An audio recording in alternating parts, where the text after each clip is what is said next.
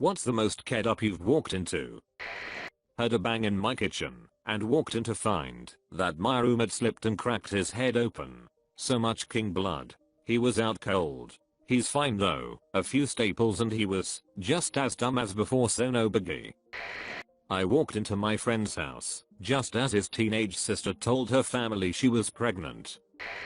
I walked in to re-evaluate a patient and the patient was getting a BJ from girlfriend in the ear. Clearly there is no emergency. You, sir, are discharged. Not me, but my brother told me this. My brother is blind, and so is his friend. Let's call him Kenny. Kenny lived with his dad until one day when his dad decided to hang himself in the garage. Kenny found him by bumping into him when trying to find him when he got home from work. Was the most up thing I ever heard. My mother cheating on her boyfriend with her ex-husband. Later in life I found out my mother is a serial cheater. Even more oddies, that she claims to hate sex. Worked downtown and was on my lunch break. Went to the bathroom before heading back to the office. Walked in on a girl taking her in the sink. Before I had arrived she must have, and smeared it all over the mirror. She kind of hissed at me when I walked in. I got the hell out of there and told security. Edit. Thanks for the silver. I feel like Cersei Lannister when she crowned herself queen. At university I walked in on my housemate having cocaine blown up his ass with a bicycle pump by his girlfriend. They're married now, so there's someone out there for everyone. Walked in on my mom doing lines of coke at my cousin's act on Christmas Eve. Things got real tense after that. I knew my mom was no saint, but my dad got angry at me for finding out. I used to work as a security guard and got some patrol shifts one weekend to secure a bunch of secondary schools and elementary schools nearby to them. School vandalism is very common on the weekend between prom and graduation. I was doing a patrol through an elementary schoolyard at around dusk, 8 PM, and came upon a girl giving a BJ to a guy on the swing set. Both kids are maybe 16 or so. I used my lots authoritarian voice to say, "This isn't a good place to do that." The guy immediately starts crying a lot. The girl panics and just runs off, leaving the guy with his pants down. He won't stop crying, like bawling and snot all over the place crying. I end up spending a very long time calming him down before escorting him off of school property. I never called the police or filed a report. At that point I figured the emotional scars would probably be enough of a deterrent. Edit. Thank you for the silver. To answer the questions that keep coming up in the comments, I calmed him down by talking to him. No happy ending occurred. He was probably blue-balled, though I didn't verify this information with him. He did not disclose, and I did not ask whether or not she bid him. He pulled his pants up about a minute after the girl left, when he kind of came to his senses. He kept crying for a while after that, though. I had no reason to suspect sexual assault. He did not disclose abuse and I wasn't exactly probing him on the details of the situation.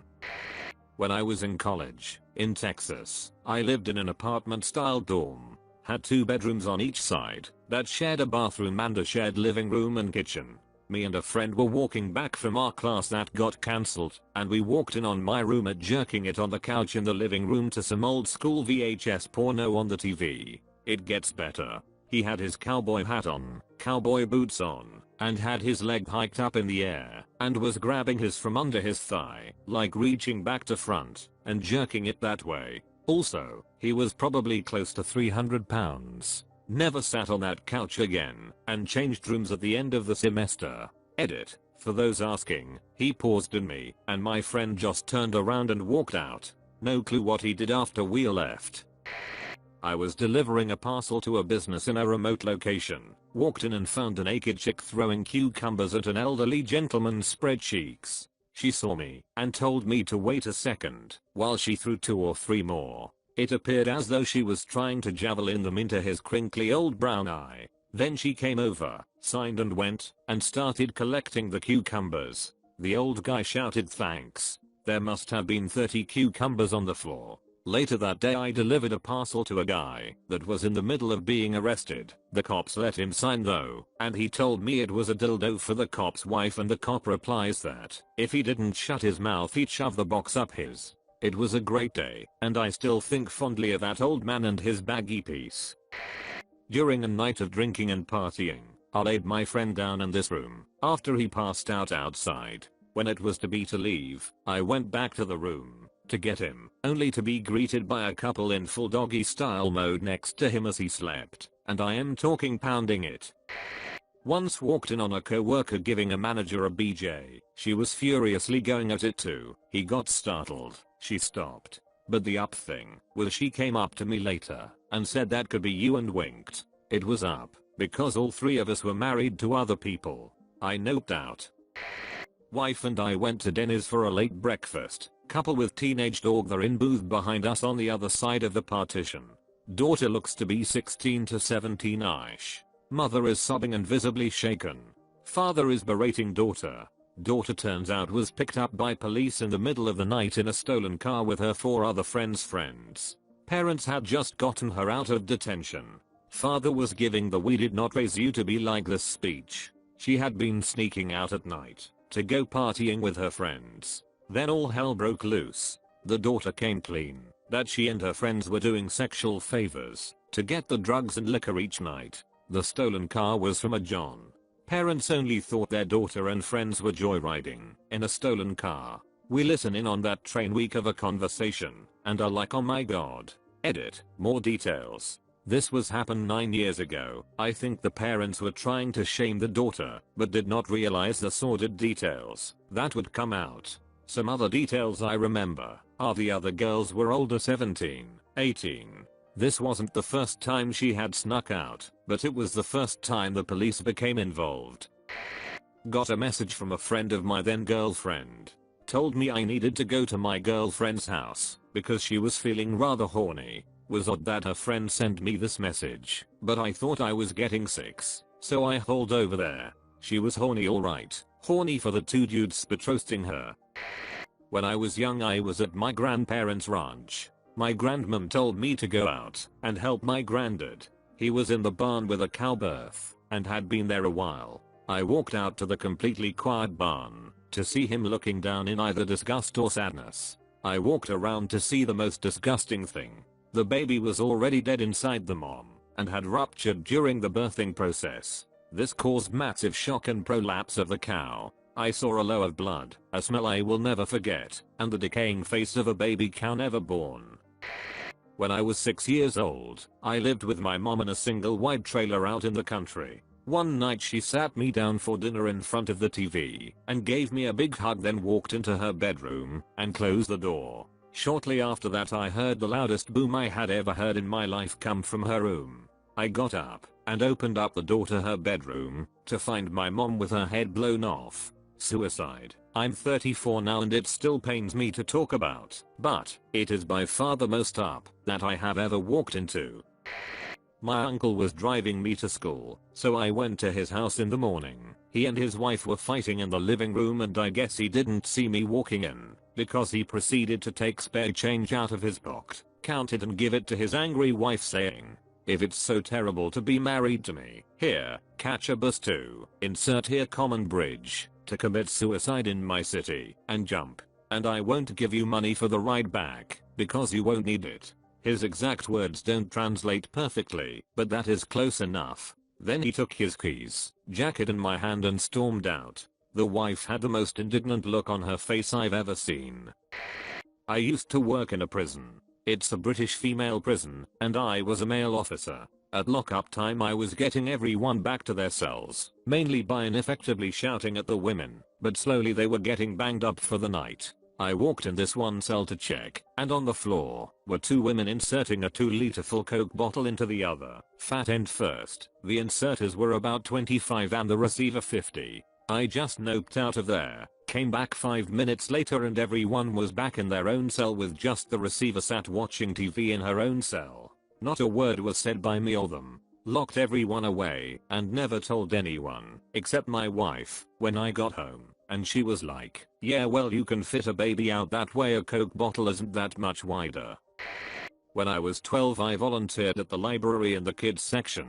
If kids wanted a copy of something made, they had to ask me, and I would charge it to their library card. I went to go make copies of a picture in Horton. Here's a who definitely, so the kid could color the picture. I walk into the back, and there's a cop with a guy bent over the table in handcuffs, throwing bags of what I thought were green spices and sugar, as well as wads of money. I said I needed to use the copier, and he said that was fine. So I stood right next to them while he finished emptying this guy's pockets, and I copied a picture of a Dr. Seuss elephant. I went back to deliver the copies to the kid, who was about 8 or 9. I told the kid why it took so long, that there was cops searching a guy in the back. I explained the strange items I'd seen him pull out, and the kid deadpan goes, "That's Sweden cocaine. My dad does them." I walked into a cloud of mace once. East Indian owner of a Greek restaurant was arguing with 2 native women on the street. I'm walking along, and just as I'm about to pass them, he maces the women. Me up right quick. When I was about 11 or 12, I went outside to go play and quickly found a trail of dead puppies that my pregnant Rottweiler had left in the yard. I vividly remember that one was missing its head. I followed 3 or 4 of them into the detached garage where she stayed and found her eating them. We were able to save 3. It was her first litter and she clearly did not want them, so we had take over their care. Still turns my stomach to think about. I walked in on my sons all pissing into the toilet at once, while my daughter waited her turn. They were worried about going in on their own, because they saw a movie about murderers hiding in bathrooms and killing people. Back when I was an RA for my university, I walked in on a guy trying to rape a girl. She was incoherent, could not stand up on her own, and her eyes were unfocused. When he said he would take care of her, because he was a close friend of hers, I asked him what her name was, and he couldn't respond. My co-worker and I kicked him out of the dorms, and jot down his info, but man, that was only my second late night shift. Edit. Since some people are asking, I was only 19 years old at the time and my training left me completely unprepared for this. Had I known then what I know now, there's more I could have and should have done. The student in question was not roofied, but just blackout drunk. One of her neighbors saw her being dragged/carried into her dorm by some guy she had never seen before, and knew that the students' roommates were gone for the weekend and called us. When we got there, we were already on patrol, so it took us less than a minute to get there. Both were fully clothed, although her clothes looked ruffled. The guy was completely sober and claimed to be a friend of hers and had promised to look after her because it was her first time drinking. We gave the girl some water and got her coherent enough to admit that she didn't know this guy and had never met him before. We took down his info, but campus PD said we couldn't prove anything about his intent, and we also couldn't prove that something physical had happened, so it was up to the student to press charges. She refused, believing her parents would pull her out of school, and since she also couldn't remember what happened, clearly she just wanted to forget about it. We filed a report, but that's about it. In the late 90s there was an after-hours bar I used to go to in Philly. I bartended, so it was a good spot to grab a drink after work. It was also run by the mob. You pretty much had to know someone to be allowed in. It was a lesbian bar until midnight. Then they would close and reopen at 2 AM. So one night I get cut from work early and decide to go over there. It's about 1 AM.